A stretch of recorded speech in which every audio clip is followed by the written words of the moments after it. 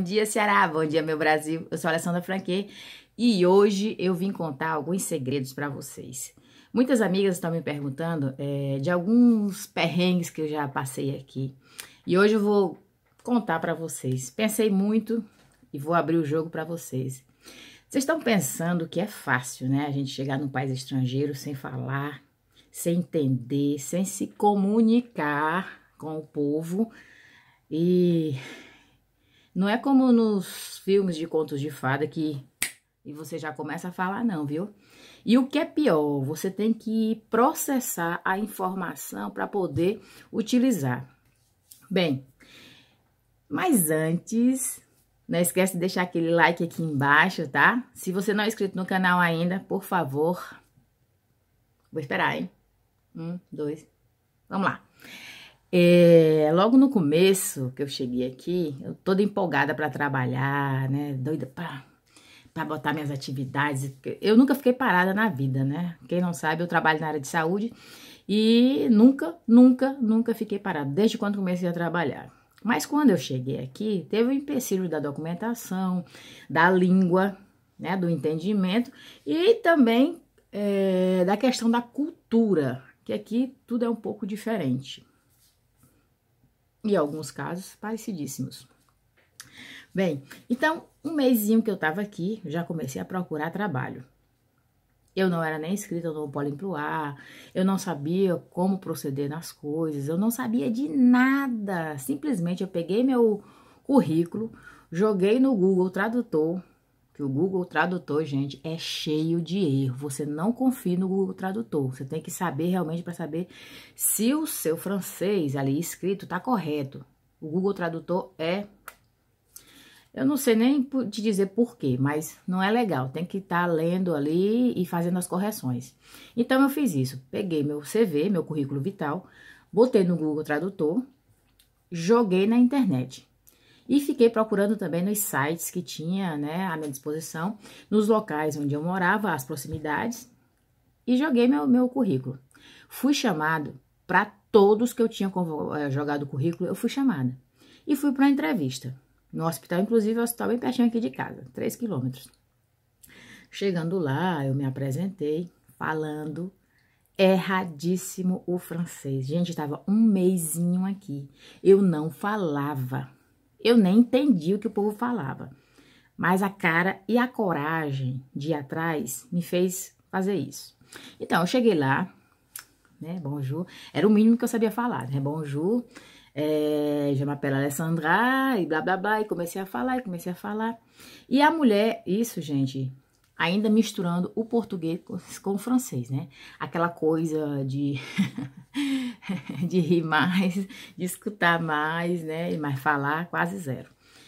O francês, né? Porque eu tava falando, misturando muito português. Mas mesmo assim, à medida que elas foram me perguntando as coisas, eu fui respondendo, meio um pouco capenga, mas eu consegui passar na entrevista.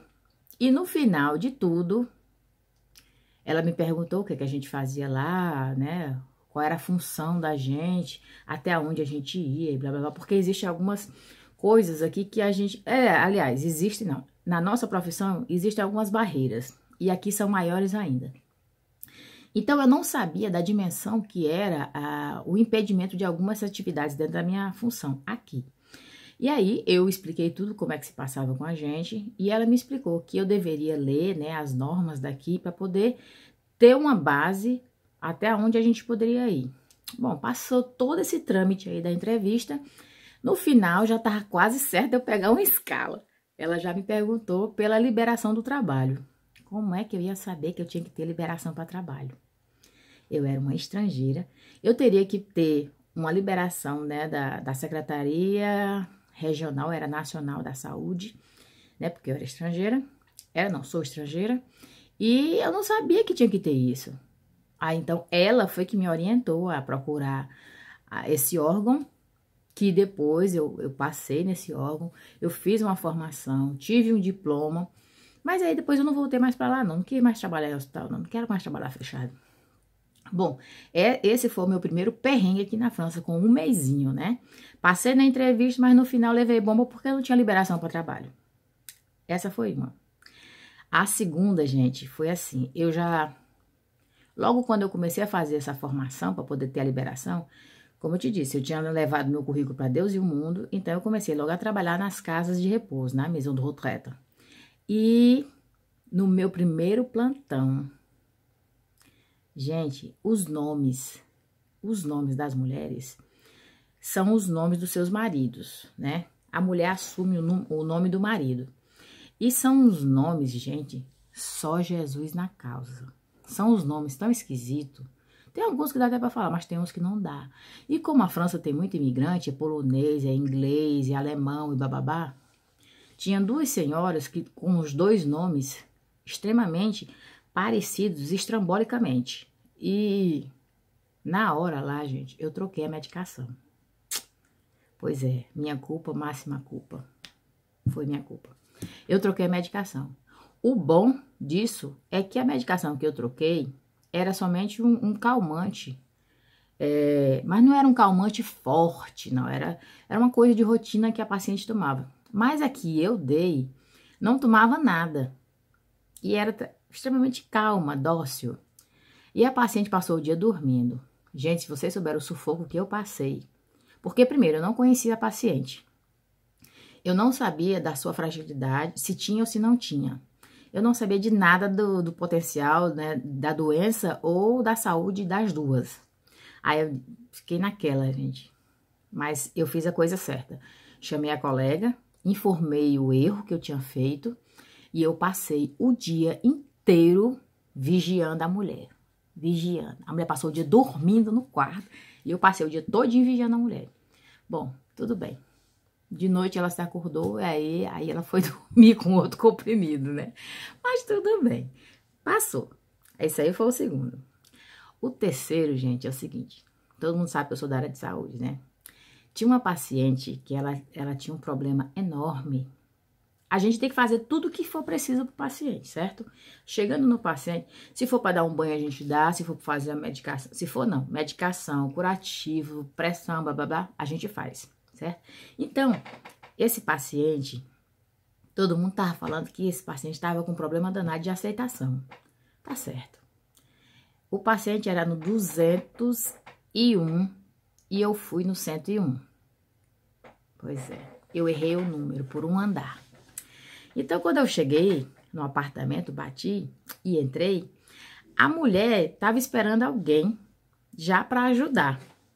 Ela estava esperando, gente, uma cabeleireira. Escuta só essa daí.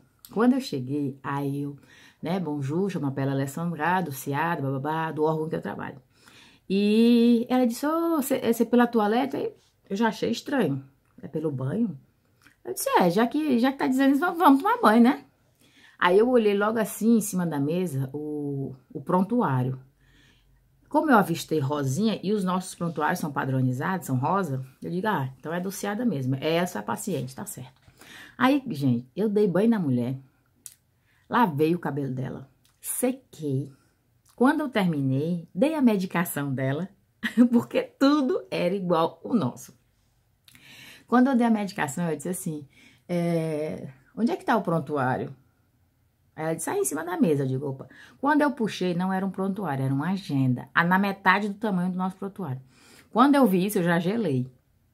Eu disse, poxa, ai, já errei o paciente, já pensei, né?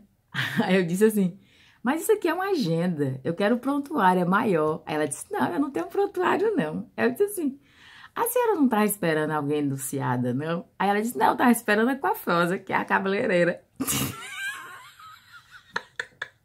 Essa aí foi outra. Aí eu peguei e desci, porque a minha paciente estava no 101. Aí realmente eu vi que a minha paciente não tinha um problema de aceitação. Aí eu fui fazer os procedimentos que tinha que fazer. A minha colega já tinha passado, já tinha dado banho nela. E aí eu fui ver pressão e tudo mais, dei medicação. Aí foi outra. Esse aí foi outra. Aí a outra, cada um a gente tem uma turnê e vai para várias cidades, né? Uma hora a gente tá num canto, outra tá no outro. A gente, durante uma manhã, mais ou menos 30 quilômetros por manhã. E à tarde, mais ou menos a mesma coisa. Depende dos pacientes. Então, eu estava numa cidade que não era do meu escritório lá. Eu fico em Sorga. E eu tenho pacientes em Vedena, Bedarrida, um pouco em Carpentras, e eu tava com pacientes em Vedena. Cada cidade tem um foyer.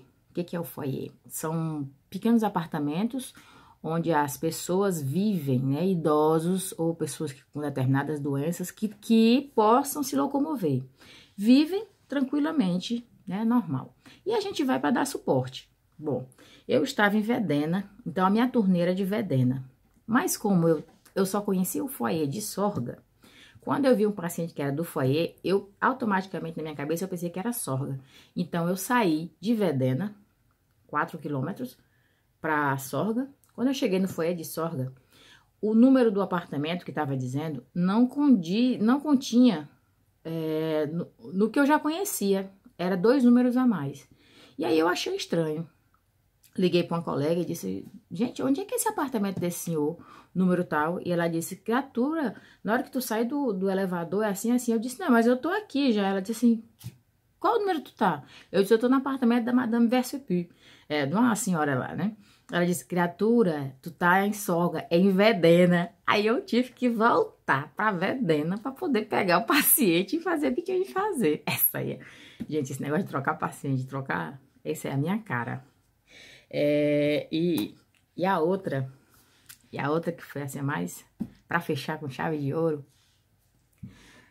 tinha uma paciente, gente, é incrível, eu acho que eu, sei não, uma paciente que eu cheguei lá na casa dela, eu já tava atrasada, porque a outra paciente deu um problema, e eu me atrasei um pouco, então, né, chinelei no carro.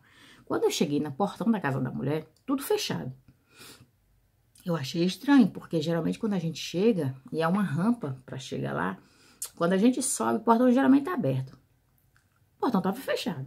Eu buzinei, a filha da mulher veio, disse, bom dia, bom dia. Eu disse, por que tá fechado? Olha, toda autoritária, na casa dos outros. Por que tá fechado o portão? Ele sempre tá aberto. Aí ela olhou pra mim com a cara bem séria assim, ah, bom? Você não tá sabendo, não? Eu não sabendo de quê? O que foi que eu... Aí eu pensei logo assim, a mãe dela tá doente, foi pro hospital e ninguém disse nada pra gente, né? Eu já fiquei assim com medo. Ela disse, você não tá sabendo não que minha mãe faleceu? Eu disse, quando foi isso? Ela disse, ah, bom, já faz 2 meses que ela faleceu. Gente, eu tomei um susto tão grande que eu fiquei séria, sabe? Séria pela gafe, pela confusão, eu fiquei séria. E ela começou a rir de mim. A filha da paciente começou a rir de mim. Já fazia 2 meses que a senhora tinha falecido. Como a nossa rotatividade é muito grande, a gente praticamente assim se perde no tempo. Porque a gente tem quase 90 pacientes. E eu não sabia que ela tinha falecido, sabe? Aí eu fiquei naquela assim, e ela ria. Gente, ela caiu no chão rindo. Porque eu não sabia pela minha cara, sabe? Aí depois, essa daí fechou com chave de ouro, gente. Eu não...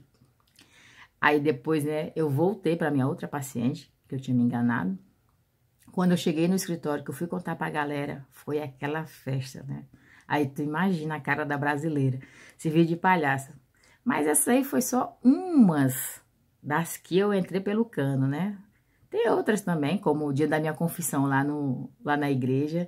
Mas esse aí do link, eu vou deixar o link aqui embaixo, tá? Da confissão da igreja, que essa daí, gente, essa foi a pior que eu já aprontei aqui na França. Que eu já aprontei não, que aconteceu comigo, porque eu não apronto nada, porque eu sou uma pessoa não é normal.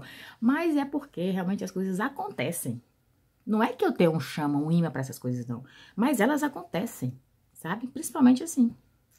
Mas é isso mesmo, gente. Gostou? Não esquece de deixar aquele like, hein? E até a próxima. Beijão!